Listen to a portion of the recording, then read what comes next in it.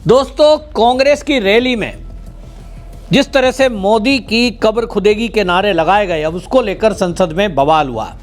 संसद में ये पहली बार है कि सरकार यानी सत्ता कांग्रेस से माफ़ी मांगने के लिए कह रही है और उनकी बात ये थी कि राहुल गांधी, सोनिया गांधी उन नारों के लिए माफ़ी मांगे जो नारे उन्होंने मोदी की मौत के नाम पर लगाए हैं।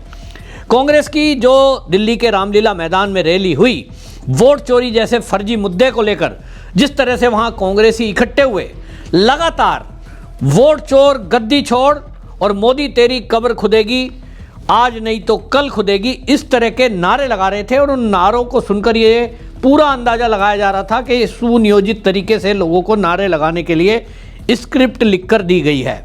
जयपुर की एक महिला जिस तरह से मीडिया में वायरल हुई, ये खाली अकेली वो महिला नहीं थी, अधिकांश इस तरह की बातें करने वाले लोग वहां रामलीला मैदान में इकट्ठे हुए थे।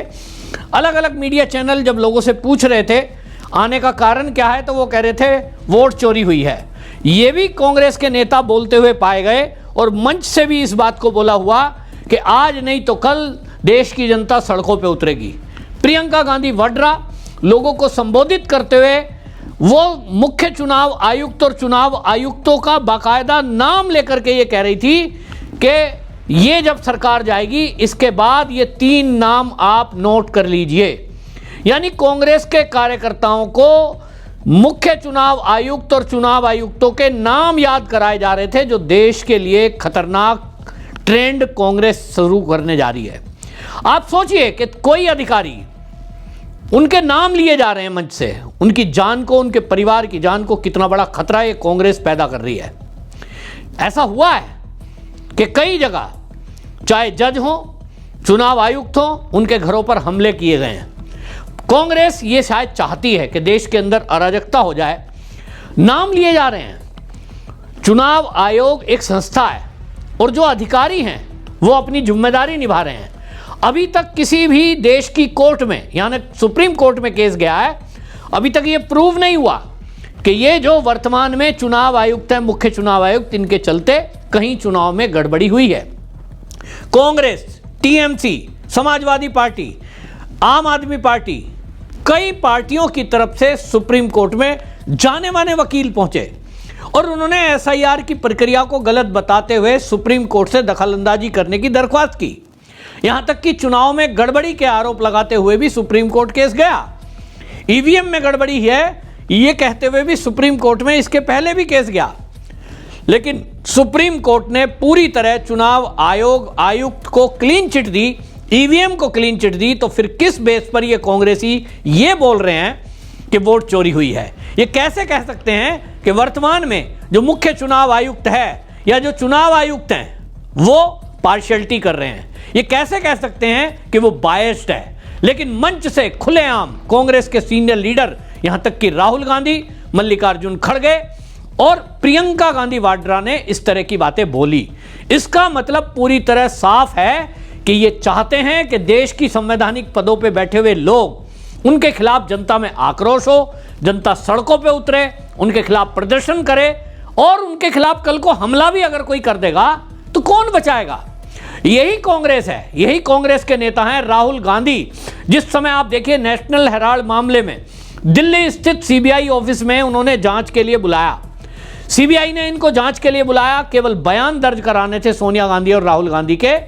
उस समय भी ये कांग्रेस के कार्यकर्ता सड़कों पे उतरे थे।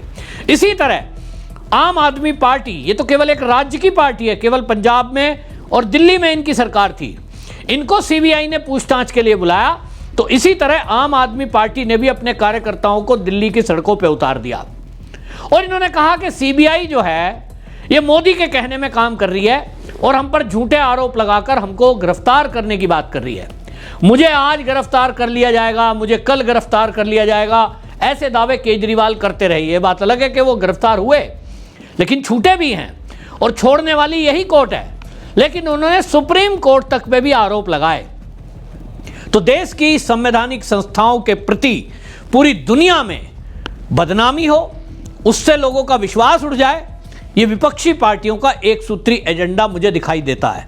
वरना कोई कारण नहीं है कि जब संसद में घंटों बहस इस मुद्दे पर हो सकी, हो गई है कि वोट चोरी नाम की कोई चीज़ नहीं है, ये फर्जी मुद्दा है, कहीं कोई गड़बड़ी नहीं है, तब राहुल गांधी और कांग्रेस के द्वारा जो रैली की गई और उसमें मोदी को जिस तरह से गालियां दी गई, ये सीधा दिखाई दे रहा है कि इनका मकसद जो है वो चुनाव आयोग, ईवीएम और या वोटर लिस्ट पर नहीं है। इनका एक सूत्री कार्यक्रम यह है कि देश की जनता को मोदी के खिलाफ भड़काएं।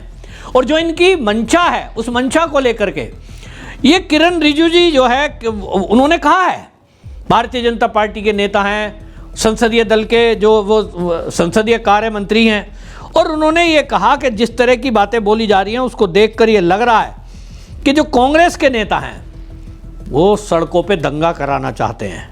और जिस तरह से कब्र खुदने की बात कही गई, उसमें संसद में ये पहली बार है। आज आप देखिए 2014 से 2025 चल रहा है, मोदी सरकार को चलते हुए इस समय 11 साल हो गए। इस 11 साल में कभी भी ऐसा नहीं हुआ कि सरकार की तरफ से संसद को नहीं चलने दिया गया हो। अब ये पहली बार है कि संसद में जोरदार हंगामा हुआ।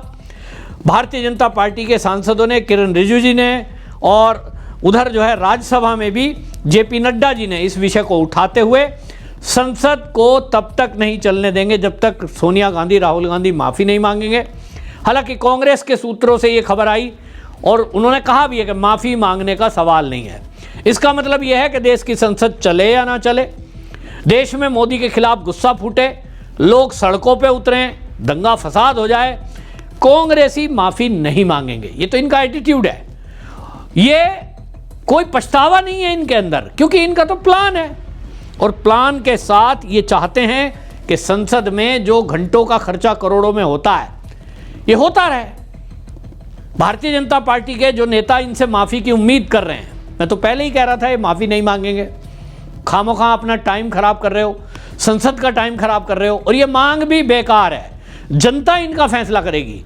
जैसे बिहार चुनाव में इन्होंने मोदी जी की मां को गाली दी। बिहार की जनता ने, खासतौर पे महिलाओं ने, ये दिखा दिया कि आप किसी भी मां की अपमान करेंगे, आखिरकार वो महिला है। और बिहार की महिलाओं ने इसका जवाब ईवीएम में दिया। जो सीटें मिलने का अनुमान भारतीय जनता पार्टी खुद कर रही थी, उससे भी 40-45 सीटें ज़्यादा भारतीय जनता पार्टी को जो मिली, उसका एक कारण था कांग्रेसियों द्वारा मोदी की मां का अपमान। और इसीलिए ये जो जिस तरह के काम कर रहे हैं, ये अपनी ही कब्र में गड्ढा, जो ये कह रहे हैं ना मोदी की कब्र खुदेगी, मोदी की कब्र नहीं खोद रहे हैं। ये कांग्रेस के कार्यकर्ता, ये कांग्रेस के नेता, ये राहुल गांधी, प्रियंका गांधी वड्रा, मल्लिकार्जुन खड़गे, ये जो बड़े नेता हैं, ये कांग्रेस की कब्र खोद रहे हैं और कांग्रेस को ही उसमें दफन करके ये दम लेंगे यदि इसी तरह चलते रहे। किरण रिजिजू जी, संसदीय कार्य मंत्री, आप देखिए उन्होंने संसद में क्या कहा, खुद सुनिए। हम लोग सब इस सदन का सदस्य है, अलग अलग पार्टी से। हम लोग एक दूसरे का विरोधी है, हम दुश्मन नहीं है। आप बात को सुनो, गंभीरता से सुनो बात को।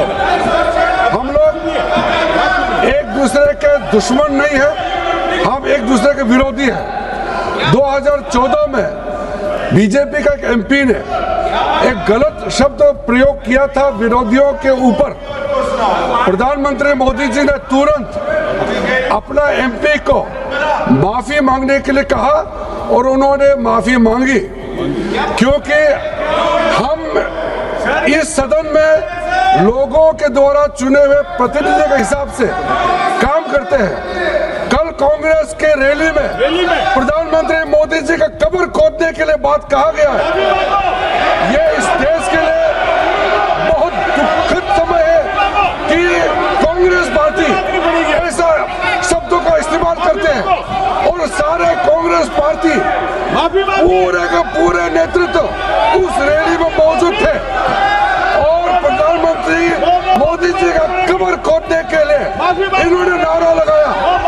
इस देश के लिए इससे शर्मनाक, इससे ज्यादा दुर्भाग्यपूर्ण कोई चीज नहीं हो सकता है कि देश के प्रधानमंत्री 140 करोड़ के नेता, विश्व में सबसे प्रसिद्ध, सबसे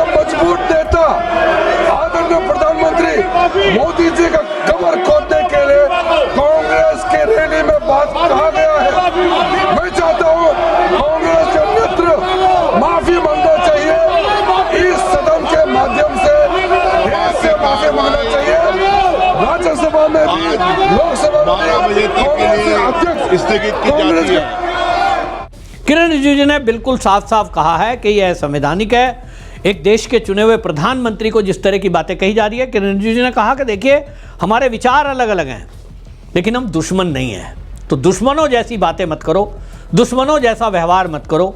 पॉलिटिक्स करने के लिए आप राजनीति में आए हैं, हम संसद में आए हैं, यहाँ मर्यादित भाषा का इस्तेमाल करो। और आप इससे उदाहरण देखिए कि मोदी जी, अमित शाह, जेपी नड्डा या जो मंत्री हैं, कोई भी सोनिया गांधी के विरुद्ध एक शब्द नहीं बोलते।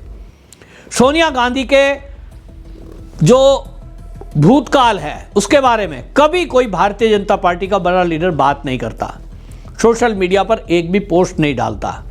दूसरी तरफ ये कांग्रेसी हैं, ये कभी मोदी के पिता पर बात करते हैं, कभी मां पर बात करते हैं, कभी मोदी का अपमान करते हैं और अब तो मोदी की मौत की उम्मीद कर रहे हैं, मौत की कामना कर रहे हैं। ये बहुत ही दुखद है और देश के लिए ये एक निर्णय करने का समय है कि कौन सी ऐसी विचारधारा है जिसको अब उन्हें चुनना है। एक तरफ वो विचारधारा है जो देश में बांटकर, लोगों को लड़ाकर, जातियों में बांटकर, धर्म के आधार पर बांटकर सत्ता में रहने का ख्वाब देख रही है। दूसरी तरफ एक वो नेता है मोदी जैसा जो आम साधारण गरीब परिवार से आया और आज देश 10 और 11 साल के अंतराल में कहां से कहां पहुंच गया है। अपनी राय कमेंट में जरूर लिखें, वीडियो शेयर करें। वंदे मातरम।